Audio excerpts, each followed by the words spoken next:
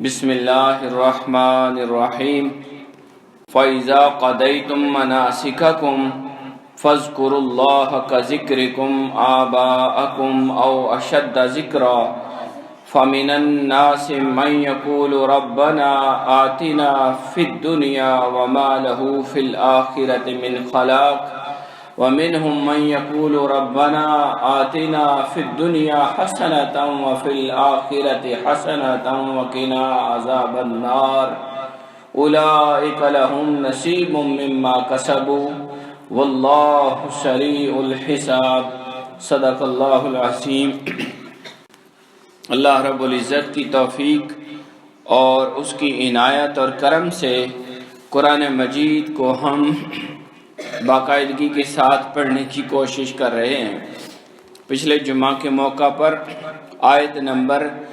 199 کیونکہ ہم نے مطالعہ کیا، جس میں اللہ رب العزت نے تمام مسلمانوں کو اور بالخصوص اہل مکہ کو وقوف عرفات کی تاکید فرمائی، کیونکہ ان کے اندر یہ گمان پایا جاتا تھا کہ ہم مکہ کے رہنے والے ہیں، اللہ کے گھر کے اندر ہم رہتے ہیں،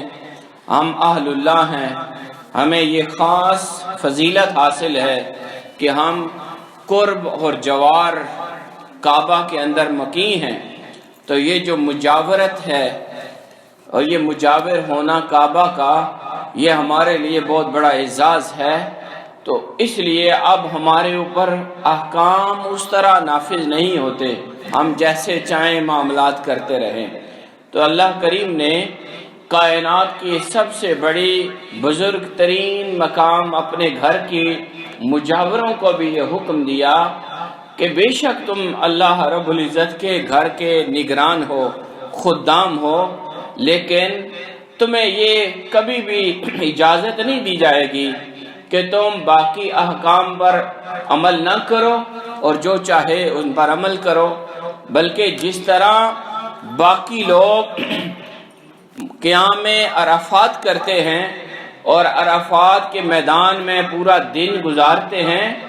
اے اہل مکہ، اے قریش، اے میرے گھر کے مجاورو، تمہارے لیے بھی یہی حکم ہے کہ تم بھی ثم افیدوا من حیث افاد الناس، تم بھی وہاں سے جا کر واپس آؤ جہاں سے باقی لوگ واپس آتے ہیں،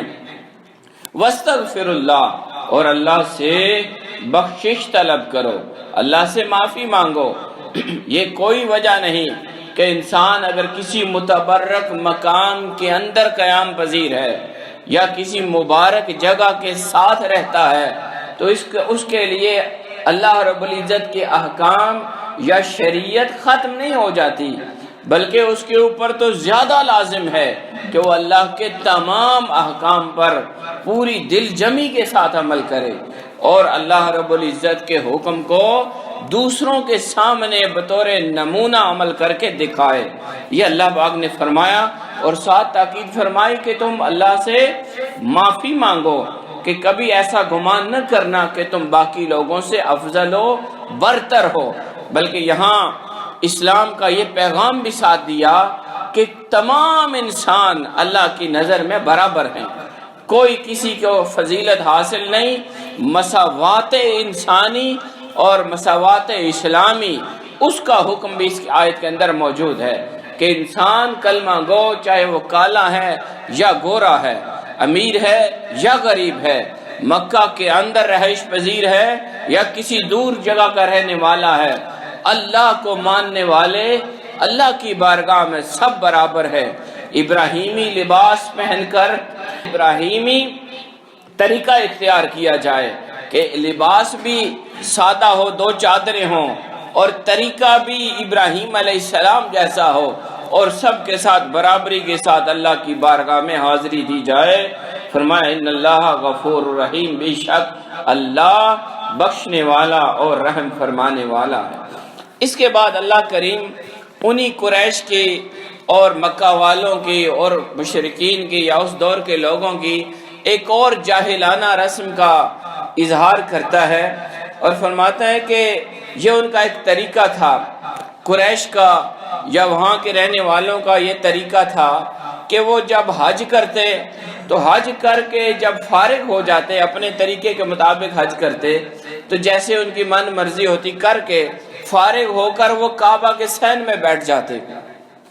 اور صحن کعبہ میں بیٹھ کر اپنے باپ دادا اور اپنے خاندان کے وڈیروں کا بڑے زور و شور کے ساتھ ذکر کرتے، بڑے ان کی تعریفیں کرتے، ان کی تعریفوں کے پل باندھ دیتے کہ میرا والد ایسے تھا، میرا دادا ایسے تھا، میرا چچا ایسے تھا، اس کے اندر یہ خوبیاں تھیں۔ تو اللہ کریم نے ان کی توجہ کو اس طرف سے ہٹا کر یہ پیغام دیا، بسم اللہ الرحمن الرحیم، فَإِذَا قَضَيْتُم مَنَاسِكَكُم، فرمایا جب تم اپنے حج کے ارکان پورے کر لو۔ فَإِذَا قَضَيْتُم مَنَاسِكَكُم، مناسک کہتے ہیں وہ ارکان حج جو ضروری ہیں، قیام عرفات ہے، قیام مزدلفہ ہے، قیام مینا ہے، قربانی ہے، یا جتنے بھی احکام حج ہیں، جب وہ تم کر چکو فارغ ہو جاؤ تو فَاذْكُرُوا اللَّهَ، اللہ کا ذکر کرو، كَذِكْرِ آبَاءَكُمْ، جیسے تم اپنے باپ دادا کا ذکر کرتے ہو، بڑے بڑھ چڑھ کر ذکر کرتے ہو، ہر ایک اپنے باپ دادا اپنے خاندان کا بڑی عظیم الشان طریقے سے اور بڑے زور و شور کے ساتھ ان کے تذکرے کرتا ہے، ان کی شانیں بیان کرتا ہے، ان کے نغمے گاتا ہے۔ اللہ نے کہا جس طرح تم اپنے باپ دادا کا ذکر کرتے ہو، کا ذکرکم آباءکم، پہلے اللہ پاک نے یہ طریقہ سکھایا کہ ادھر آؤ، ذکر خدا کی طرف آؤ، ہم نے یہ حج تمہیں اس لیے دیا ہے تاکہ تمہارے دلوں میں اللہ کی یاد پیدا ہو، اللہ کا ذکر پیدا ہو، اللہ کی یاد کی طرف تمہیں بلانے کے لیے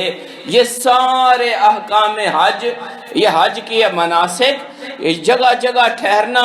قیام کرنا، لباس سادہ پہننا اور قربانی دینا، یہ جتنے بھی احکام ہیں، یہ جتنے بھی کام ہیں، یہ سارے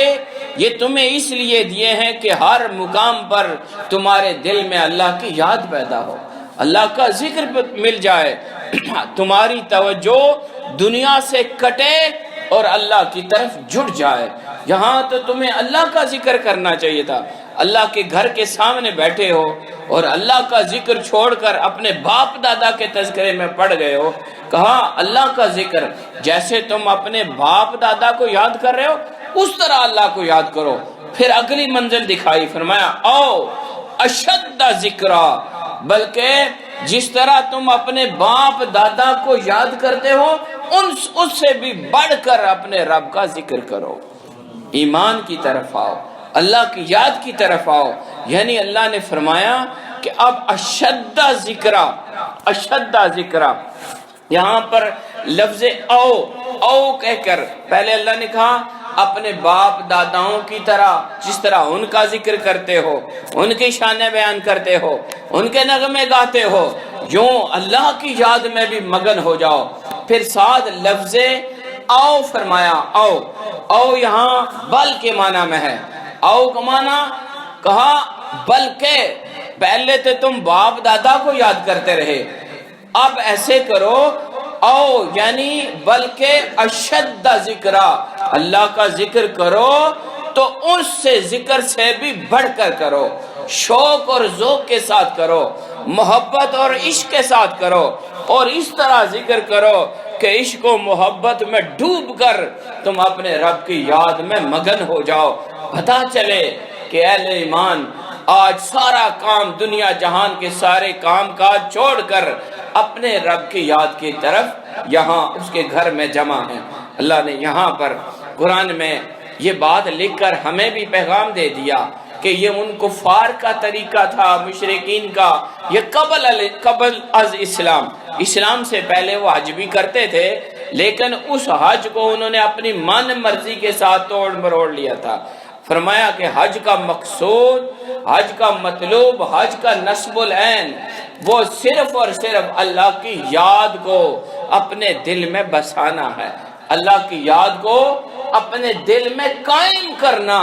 اگر یہ مطلب اور یہ مقصد حاصل ہو گیا سمجھ لو کہ حج ہو گیا۔ اور اگر وہاں جا کر بھی دنیا ہی کی باتیں کرنی ہیں اور اپنے پیو دادے کو ہی یاد کرنا ہے تو مقصود حج حاصل نہ ہوا۔ یہاں ایک اور بات بھی آپ سے کرنا چاہتا ہوں کہ اللہ پاک نے اپنے ذکر کے لیے فرمایا اشد ذکرہ، اللہ کا ذکر کرو تو شدید ترین طریقے سے کرو، زور و شور کے ساتھ کرو، شوق و محبت کے ساتھ کرو، طاعت اور بندگی کے جذبے کے ساتھ کرو۔ اس طرح ذکر کرو کہ تمہیں دیکھ کر لوگوں کے اندر یہ پیغام چلا جائے، وہ تمہیں دیکھ کر وہ یہ سمجھ لیں کہ یہ اللہ کا سچا بندہ ہے، اللہ کا محب ہے، اللہ کا عاشق ہے، اللہ کا ولی ہے، اللہ کے اوپر ایمان رکھنے والا ہے۔ تمہارا ذکر کرنے کا انداز ایسا ہونا چاہیے۔ اشد ذکرہ، اشد یہ آخری درجہ ہے، یعنی انسان اللہ کا ذکر کرے تو گم ہو جائے اللہ کے ذکر میں، اس کے دل کے اندر پھر کوئی اور خیال باقی نہ رہے، اس کے سینے میں کوئی اور نقطہ باقی نہ رہے، اس کا دھیان اپنے رب کی طرف چلا جائے، بس خدا کو یاد کرنے والا بن جائے۔ اگر ایسا ذکر ہے تو وہ اشدہ ذکرہ ہے۔ یہ بات ذرا ذہن میں رکھیے گا، ہم نماز پڑھتے ہیں، نماز بھی اللہ کا ذکر ہے۔ اللہ پاک نے قرآن میں فرمایا اقم الصلاۃ لذکری، نماز کو قائم کر میری یاد کے لیے، یعنی نماز اللہ کی یاد کو قائم کرانے کے لیے ہے، اللہ کی یاد کو دل میں پختہ کرنے کے لیے ہے۔ تو قیام ذکر خدا یہ نماز کا ذریعہ ہے، یعنی نماز بھی ایک طرح سے ذکر ہے اللہ کا۔ تو دھیان یاد رکھیں، اللہ نے کہا ذکر جب بھی خدا کا ہو، اللہ کی یاد ہو، چاہے وہ نماز کی شکل میں ہو یا حج کا کوئی رکن کرتے ہوئے ہو یا کسی بھی عالم میں، جب تم خدا کا ذکر کرو، اللہ کا ذکر کرو تو ذکر ایسا ہونا چاہیے کہ پھر ہر شے بھول جائے اور اللہ ہی یاد رہے۔ اشد ذکرہ ہونا چاہیے، آخری درجے کا، عشق و محبت کا، ادب کا طریقہ اختیار کرو۔ قرآن مجید نے جہاں بھی یہاں پر ایک اس جگہ کے علاوہ ایک اور مقام پر اللہ پاک نے مومنوں کی ایک شان بیان کی، کہا جو مومن ہوگا اللہ کو سچا ماننے والا ہوگا۔ یہاں پر صرف ظاہری ایمان کی بات نہیں ہے، یہ قلبی روحی ایمان کی بات ہے، اندر کی بات ہے، یہ ایک ٹیسٹ ہے۔ اللہ پاک نے فرمایا جو مومن ہوگا والذین آمنوا، وہ لوگ جو ایمان والے ہیں، ایمان والوں کی یہ شان ہے اشد حبا للہ، وہ اللہ سے شدید محبت کرتے ہیں۔ اب محبت کرنا یہ ایک درجہ ہے اور اشد حبا یہ محبت کا آخری درجہ ہے، جسے ہماری زبان میں عشق کہتے ہیں، کہ یعنی جب محبت کرتے ہیں تو ہر شے کی محبت پیچھے رہ جاتی ہے، اولاد کی محبت پیچھے، مال کی محبت پیچھے، نام کی محبت پیچھے، جاہ و منصب کی محبت پیچھے، تمام محبتیں وہ پیچھے کر کے اپنے رب سے محبت کرتے ہیں۔ اور اللہ سے جو بھی تعلق رکھتا ہے اللہ کا بندہ اس سے بھی محبت کرتے ہیں، اللہ کے لیے ساری دنیا سے محبت کرتے ہیں، پھر اسلام اور کفر کا فرق بھی نہیں رکھتے۔ ان کے پاس اگر کوئی کافر بھی آئے تو اسے بھی اللہ کا بندہ سمجھ کر اس کے ساتھ محبت کرتے ہیں۔ یہ ایمان والوں کی نشانی ہے۔ تو دو جگہ آپ نے یہ دیکھا کہ اللہ نے اپنے ذکر کے ساتھ بھی فرمایا اشد ذکرہ، ذکر کرنا اللہ کا تو شدید ترین طریقے سے، عشق کے ساتھ، محبت کے ساتھ، اور گم ہو کر کرنا، اور پھر ساتھ فرمایا محبت کرنا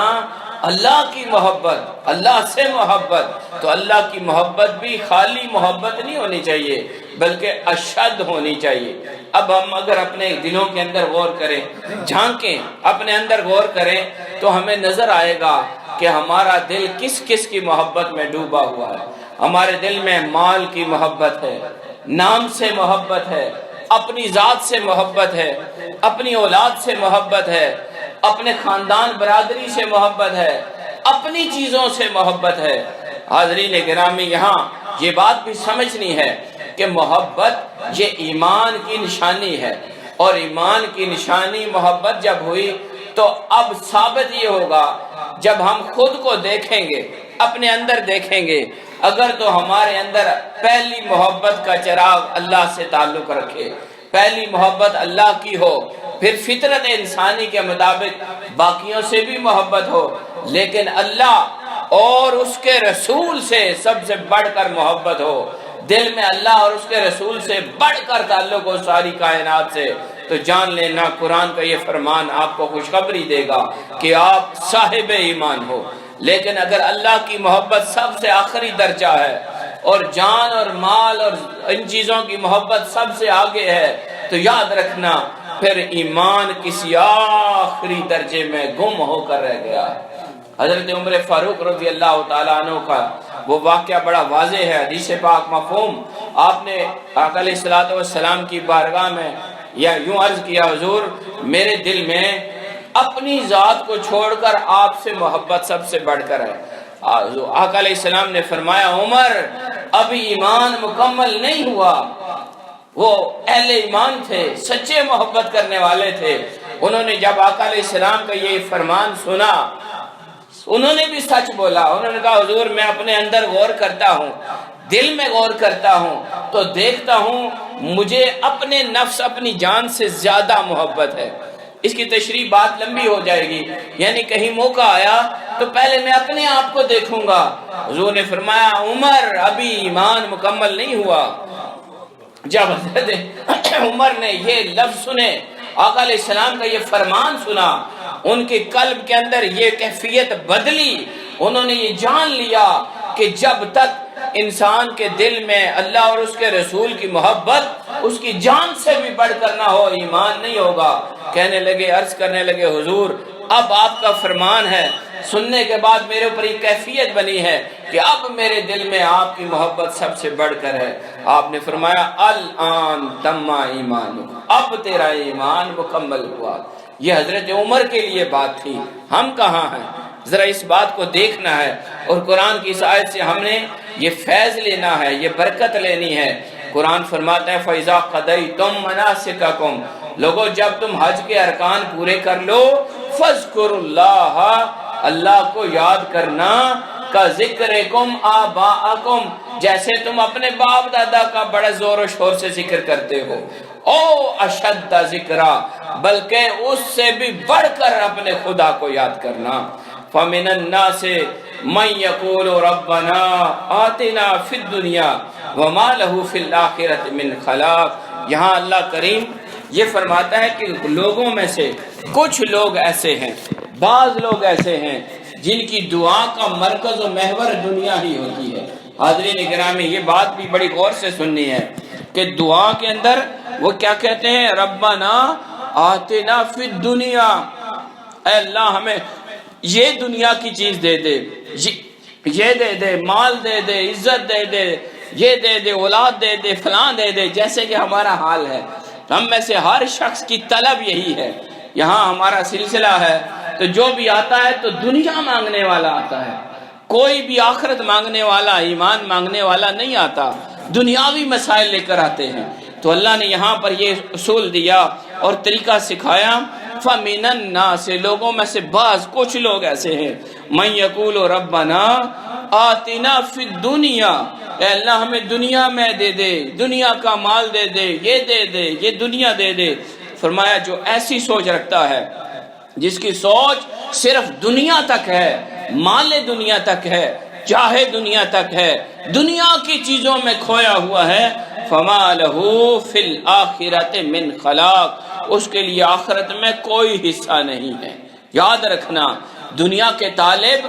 آج تو دنیا جمع کرتا رہے، دنیا کو اکٹھا کرتا رہے، دنیا میں ڈوبا رہے، مال دنیا، اور اسی کے اندر اپنے آپ کو ڈبوئے رکھ۔ فرمایا اگر ایسی کیفیت ہے تو یاد رکھنا، وَمَا لَهُ فِي الْآخِرَةِ مِنْ خَلَاقٍ، اس طرح آخرت میں کچھ حصہ نہیں ملے گا، کوئی اور آخرت تمہارے لیے خالی ہے۔ وَمِنْهُمْ مَنْ يَقُولُ رَبَّنَا، اور کچھ ایسے بھی ہیں اہل ایمان، فرمایا من یقول، وہ کیا کہتے ہیں، ربنا آتنا فی الدنیا حسنہ، اے اللہ ہماری دنیا کو بھی اچھا کر دے، دنیا کی بھی بلائیاں دے دے، دنیا کی بھی نعمتیں دے دے، دنیا میں بھی زندگی گزارنی تو ہے نا، تو دنیا بھی مانگتے ہیں، لیکن وَفِي الْآخِرَةِ حَسَنَةٌ، ان کا دھیان آخرت کی طرف ہوتا ہے، ان کی توجہ ادھر ہوتی ہے کہ دنیا کی زندگی چند روزہ ہے، اس میں تھوڑے یا زیادہ سے کام چلا لیں گے، وقت گزر ہی جائے گا، لیکن آخرت کی حسنہ ضرور چاہیے، آخرت کی بھلائی ضرور چاہیے، آخرت کی بہتری ضرور چاہیے۔ تو دھیان ان کا اہل ایمان کا آخرت کی طرف رہتا ہے۔ فرمایا ایسے لوگ جو ہیں،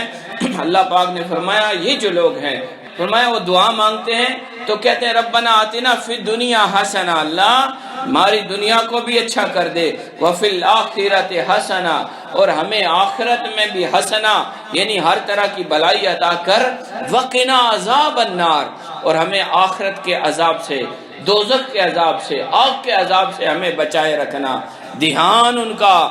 اپنی آخرت کی طرف ہوتا ہے۔ تو جو ایسا بندہ ہوتا ہے، اللہ فرماتا ہے اولئک لہم نصیب مما کسبوا، یہی وہ لوگ ہیں جن کے لیے ان کی نیک کمائی میں سے حصہ ہے، بہترین بدلہ ہے، اور وہ جو بھی محنت کر رہے ہیں، نیکیاں کر رہے ہیں، اللہ ان کا بہترین نعم البدل اور بہترین اجر اور بہترین جزا انہیں عطا کرے گا۔ اور یاد رکھنا واللہ سریع الحساب، بے شک اللہ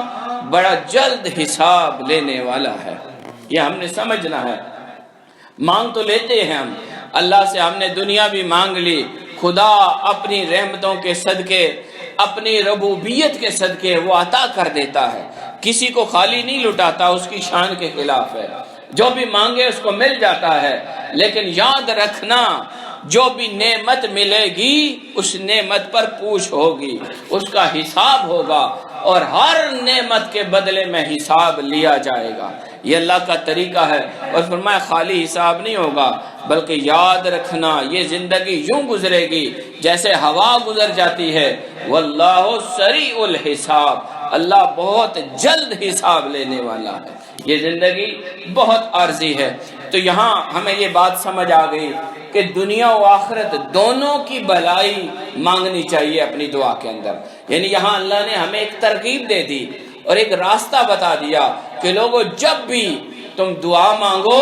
اللہ کے سامنے ہاتھ اٹھاؤ، تو یاد رکھنا جامع دعا وہ ہوگی جس میں یہ ساری باتیں ہوں۔ دنیا کی بھی بھلائی مانگو، آخرت کی بھی بھلائی مانگو، اور آخرت جو عذاب ہے، آگ کا والا عذاب، آخرت والا جہنم کا، اس سے بھی چھٹکارا مانگو۔ سب سے بہترین دعا وہ ہوگی جس کے اندر یہ تین اجزاء پائے جائیں گے۔ دنیا کی بھی بھلائی مانگنی ہے، آخرت اور عذاب سے بھی چھٹکارا۔ اور یاد رکھنا ہے کہ جو طلبگار دنیا ہے، جو مال دنیا کا پجاری ہے، جو حلال اور حرام میں فرق نہیں کرتا، یا جس کے دل میں مال کی ہوس پڑ گئی ہے، قرآن کی ہم آیات پڑھیں گے کہ جب یہ حال ہو جاتا ہے تو الہاکم التکاثر، یہ ہلاکت میں ڈال دیتی ہے۔ تکاثر، زیادہ کرنا، مال زیادہ ہو جائے، عزت زیادہ ہو جائے، فلان زیادہ ہو جائے، تو یہ حتیٰ زرتم المقابر، حتیٰ کہ قبر سامنے آ جاتی ہے، انسان اس ہوس سے باہر نہیں آ سکتا۔ تو اللہ نے فرمایا اے طلبگار دنیا، تو مال دنیا کا پجاری مالک تو بنتا جا رہا ہے، لیکن یاد رکھنا واللہ سریع الحساب، اللہ بہت جلد حساب لینے والا ہے۔ اللہ کی بارگاہ میں دعا ہے کہ اللہ کریم ہمیں قرآن مجید کی ان تعلیمات پر عمل کی توفیق عطا فرمائے۔ وما علینا الا البلاغ۔